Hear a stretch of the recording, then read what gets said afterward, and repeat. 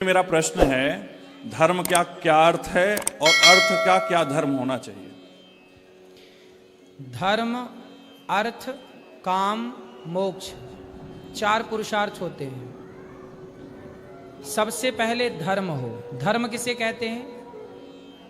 धर्म न दूसर सत्य समाना, सत्य बोलना धर्म है, दया करना धर्म है, परहित सरिस धर्म नहीं भाई, परहित समाज की सेवा करना धर्म है। जब धर्म करोगे, धर्म से रहोगे, तो धर्म के अकॉर्डिंग चलोगे तो अर्थ आएगा। अर्थ को दूसरे नंबर पे रखा गया। पहले नंबर पे किसको रखा है? धर्म को। पहले नंबर पे कौन? दूसरे नंबर पे कौन? अर्थ। धर्म से अर्थ आएगा।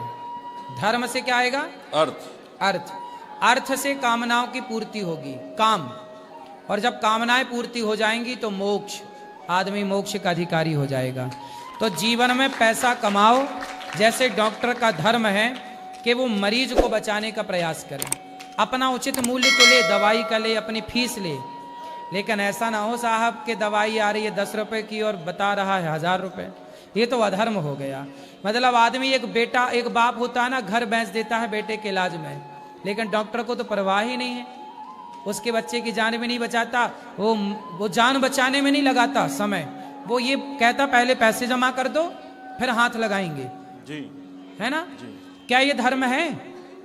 बिल्कुल नहीं। नहीं, ये अधर्म से कमाया गया पैसा है। आप जान बचाओ, पैसे लो। जान बचे तो पैसे लो, वरना जान चली गई तो फिर आप दवाइयों का अपना उचित ले लो। क्या लोगे फिर मरे हुए आदमी से? धर्म की प्रधानता समाज में गुरुजी ज्यादा हो गई है, इसलिए धर्म की क्या? धर्म की नहीं, धन की। धन की, सही। धन की प्रधानता इस समय समाज में ज्यादा हो गई है, इसलिए प्रश्न ये यही पाप था। का बाप है लोभ।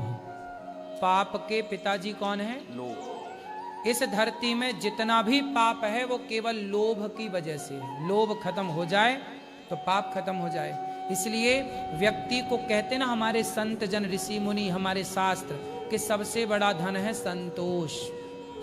जितना मिले उतने में क्या रहो? संतोष, प्रसन्न, खुश, संतुष्ट रहो। आजकल लोगों के पास संतोष नहीं है, जबकि संतोष होना चाहिए। इसलिए आपके भीतर संतोष हो, हमारे भीतर संतोष हो, इनके भीतर संतोष हो, तो हम अपने भीतर करें, बाकी तो भगवान सबको कृपा करेंगे। सत्संग सुनेंगे तो आ ही जाएगा। इसलिए सत्संग सुनोगे तो सब चीजें हम बताते हैं कथा में। एक व्यक्तिगत सवाल था आपसे गुरुजी, अपने बालों की देखभाल कैसे करते हैं? बहुत खूबसूरत हैं, बहुत घुघराले हैं हेयर।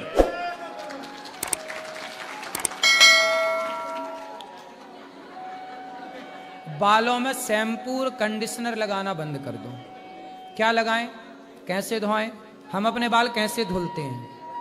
बेसन है सबके घर में जी। 4 चम्मच बेसन लो, 1 चम्मच हल्दी ले लो,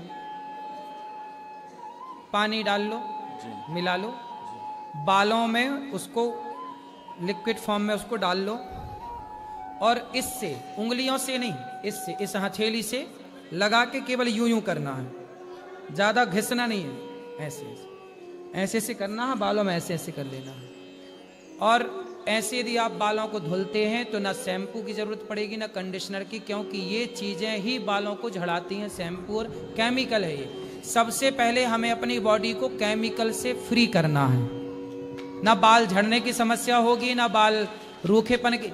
जो आजकल डैंड्रफ नाम की चीज आप सुनते हैं, डैंड्रफ, जिसको भी डैंड्रफ हो, आजकल लोग महंगी महंगी शैम्पू यूज करते हैं डैंड्रफ हटाने के लिए। एक दिन बेसन हल्दी जो हम बता रहे हैं इस तरह से बालों में लगाइए, आपका डैंड्रफ भी गायब होगा और बाल लंबे चलेंगे, ना झड़ने की समस्या। लेकिन अब आपको, लोगों को ना ये सब करने में थोड़ा दिक्कत जाती है। कौन बेसन लाए, कौन हल्दी ला, पूरी वॉशरूम ना हल्दी हल्दी हो जाती है। बेसन में गंदी नहीं होती, साफ कर लो साफ, लेकिन आप जो इसमें हजारों का खर्चा करते हैं दवाई दारू में, वो बचेगा। आप अपने चेहरे पे, मैं हल्दी, बेसन और कभी कभी मुल्तानी मिट्टी, हल्दी बेसन सबसे बेस्ट है चेहरे पे।